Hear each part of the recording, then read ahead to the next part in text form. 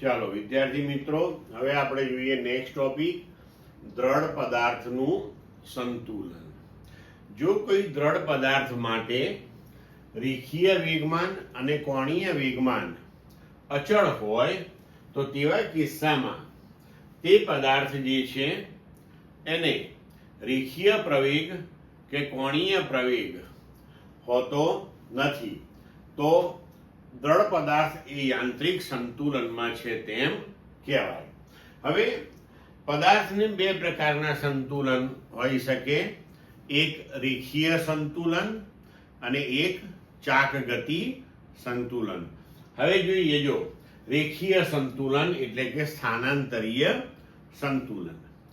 જો દ્રઢ પદાર્થ પર લાગતું પરિણામી બાહ્ય બળ શૂન્ય હોય, એટલે કે દ્રઢ પદાર્થ પર લાગતા બધા જ બાહ્ય બળોનો સદિશ સરવાળો જો શૂન્ય થતો હોય તો આપણે કહી શકીએ કે તે સ્થાનાંતરીય સંતુલન અથવા તો રેખીય સંતુલનમાં છે.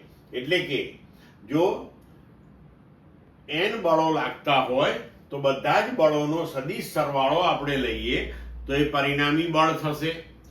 તો સદિશ F1 પ્લસ સદિશ F2 અપ ટુ સદિશ Fn આ જો શૂન્ય થાય તો આપણે કહી શકીએ કે પદાર્થ એ રેખીય સંતુલન અથવા તો સ્થાનાંતરીય સંતુલનમાં છે.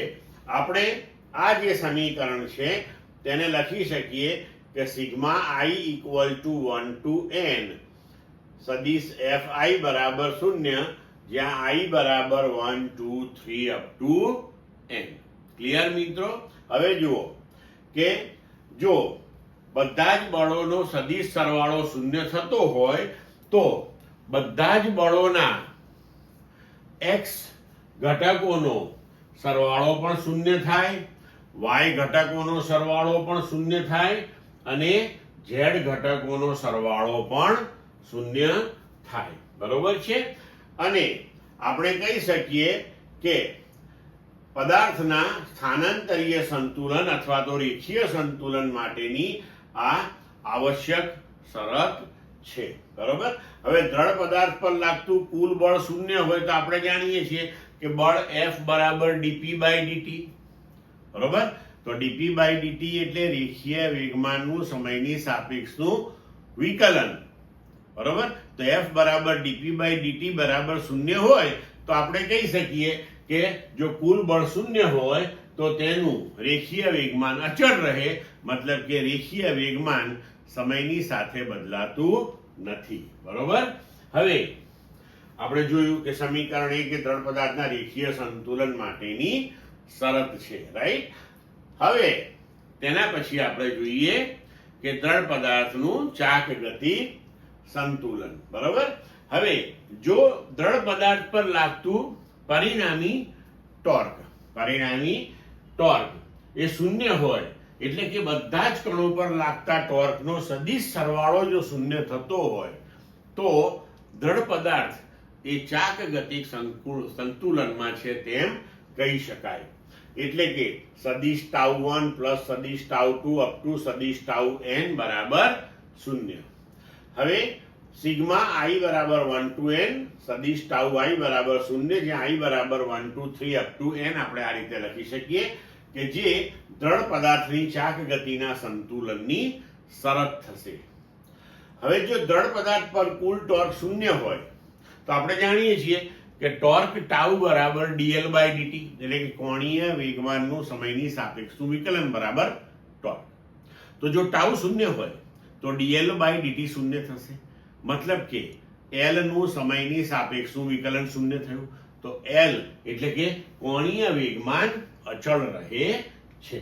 બરોબર? તો જો પરિણામી ટોર્ક શૂન્ય હોય તો લાગતા પ્રત્યેક ટોર્કના x ઘટકોનો સરવાળો પણ શૂન્ય થાય, y ઘટકોનો સરવાળો પણ શૂન્ય થાય અને z ઘટકોનો સરવાળો પણ શૂન્ય થાય. આ આપણે યાદ રાખવાની આ વસ્તુ. તો દ્રઢ પદાર્થ નું ચાક ગતિ સંતુલન એના માટેની આ શરત થઈ સમીકરણ નંબર 2. હવે જો રેખીય સંતુલન અને ચાક ગતિ સંતુલન આ બંને પ્રકારના સંતુલન જો એક સાથે પદાર્થ અનુભવતો હોય તો આપણે કહી શકીએ કે આ દ્રઢ પદાર્થ એ યાંત્રિક સંતુલનની અંદર છે. તો બીજા શબ્દોમાં આપણે એવું કહી શકીએ કે પદાર્થના યાંત્રિક સંતુલન માટેની શરત એ સમીકરણ નંબર 1 અને સમીકરણ નંબર 2 છે. એટલે કે આ બંને સંતુલન એક સાથે જો જોવા મળે તો આપણે કહી શકીએ કે પદાર્થ એ યાંત્રિક સંતુલનમાં છે. પદાર્થ આંશિક સંતુલનમાં પણ હોઈ શકે. આંશિક સંતુલનમાં હોઈ શકે એનો મતલબ એ થયો કે સ્થાનાંતરીય સંતુલન હોય પણ ચાક ગતિ સંતુલન ન હોય, અથવા તો ચાક ગતિ સંતુલન હોય અને સ્થાનાંતરીય સંતુલન ન હોય. જો આપણે એનું ઉદાહરણ જોઈએ કે ધારો કે આપણે કોઈ એક આવો રેખીય પદાર્થ લઈએ, ધારો કે સળિયા જેવો, એને તેના મધ્ય બિંદુથી આપણે જડિત કરેલો હોય, બરોબર. હવે જો આપણે આકૃતિમાં દર્શાવ્યા અનુસાર એના બંને છેડે જો બળ લગાડીએ કે જેની દિશાઓ આકૃતિમાં દર્શાવ્યા મુજબની હોય, બરોબર છે, તો આ પરિસ્થિતિની અંદર અહીંયા આપણે ચાક ગતિય સંતુલન મેળવી શકીશું. એટલે કે પદાર્થ જો આ જે બળ F છે એના લીધે કરીને પદાર્થ આ દિશામાં ચાક ગતિ કરવા પ્રયત્ન કરે અને આ બળના લીધે કરીને આ દિશામાં, એટલે કે બંને બળ વડે ઉદ્ભવતા ટોર્ક જે છે બળ સમાન મૂલ્યના છે.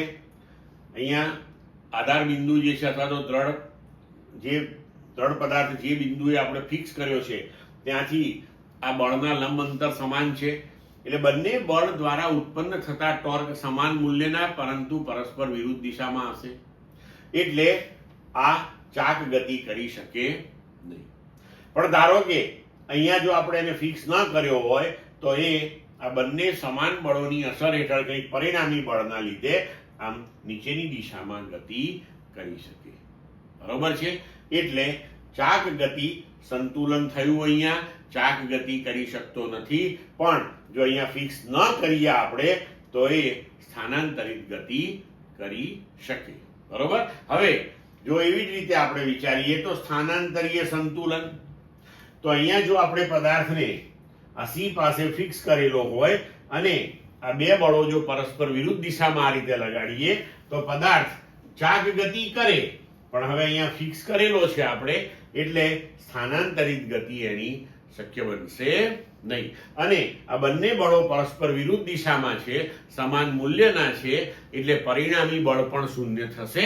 એટલે તમે ફિક્સ ન કરો તો પણ એ સ્થાનાંતરિત ગતિ ન કરી શકે, પણ અહીંયા જ આ મધ્ય બિંદુને અનુલક્ષીને એ ચાક ગતિ કરી શકે. ક્લિયર? તો આવી રીતના આંશિક સંતુલન પણ હોઈ શકે છે.